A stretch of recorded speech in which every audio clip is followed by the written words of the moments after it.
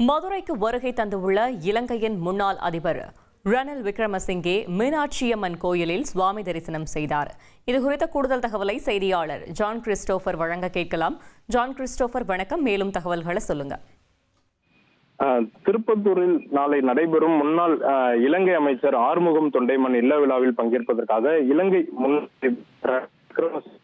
இன்று காலை விமானம் மூலம் வருகை தந்தார். தொடர்ந்து அவர் அங்கிருந்து சாலை மார்க்கமாக மதுரை மீனாட்சி அம்மன் கோவிலில் சாமி தரிசனம் மேற்கொண்டார்.